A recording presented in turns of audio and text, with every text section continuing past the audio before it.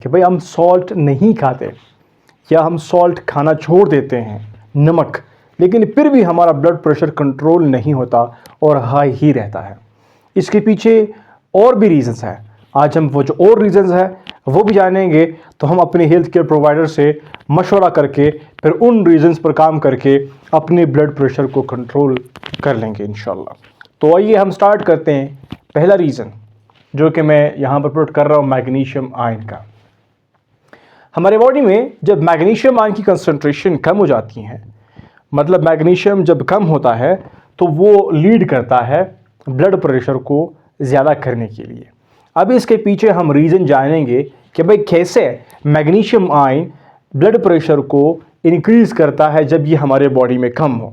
Magnesium ion जब कम हो, simple सी बात है, जब मैग्नीशियम आयन की कंसंट्रेशन हमारे बॉडी में कम होती है तो ये जो कैल्शियम आयन होता है, असल में इसका जॉब होता है कैल्शियम आयंस को ब्लॉक करना।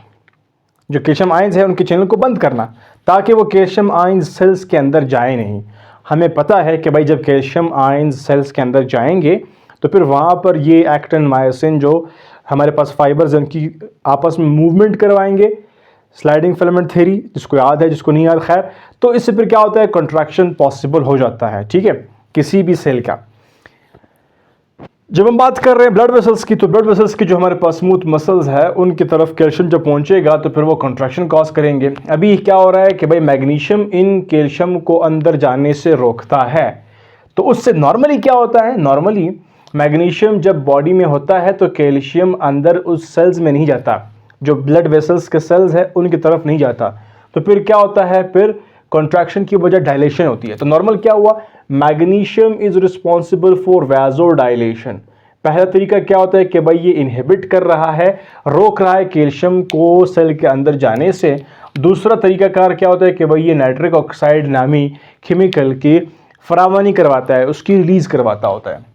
और ये नाइट्रिक ऑक्साइड रिस्पॉन्सिबल है वैसोडाइलेशन के लिए, यानी कि ब्लड वेसल्स को डायलेट करेगा, खोलेगा। तो फिर क्या होगा, सिंपल सी बात है, वैसो कंस्ट्रिक्शन होगी, ब्लड वेसल्स कॉन्ट्रैक्ट होंगे, तो उससे फिर क्या होगा, ब्लड प्रेशर बढ़ेगा। ब्लड वेसल्स खुलेंगे तो ब्लड प्रेशर कम होगा। नाइट्रिक ऑक्साइड ये काम करता है और ये मैग्नीशियम हेल्प करता है, सपोर्ट करता है इसके बनाने को, रिलीज करने को। और इसी तरह से मैग्नीशियम जो है वो कैल्शियम के चैनल को बंद करके क्या करता है कि जब कैल्शियम नहीं होंगे तब भी क्या होगा, वैसोडाइलेशन होगा। अभी क्या सीन बनता है भाई कि हमारे पास क्या हो गया, जरा मैं चेक करता हूँ कि भाई कैमरा जो है वो बहुत इधर उधर तो नहीं जा रहा है। हाँ ठीक हो गया। अभी क्या हो रहा है कि भाई कैल्शियम जो है वो नहीं आ रहा, ठीक है, नॉर्मली। लेकिन मैग्नीशियम जब कम हो जाता है, यहाँ पर देखो मैंने कम सैंपल लगाया हुआ है, जब मैग्नीशियम आयंस कम होंगे तो फिर कैल्शियम की फरावानी हो जाएगी, क्योंकि कैल्शियम चैनल्स अभी बंद नहीं होंगे। तो उससे फिर क्या होगा, जब कैल्शियम जाएंगे सेल्स के अंदर, हमें पता है कैल्शियम रिस्पॉन्सिबल है वैसो कंस्ट्रक्शन करने के लिए, तो वैसल्स कंस्ट्रक्ट होंगे, उससे फिर क्या होगा, उससे जो है बीपी हाई हो जाएगा। अगरचे आपने सॉल्ट को रेस्ट्रिक्ट करके रखा हुआ है, कम करके रखा हुआ है। तो मैग्नीशियम एक हिडन फैक्टर है, इसके ऊपर काम करना है।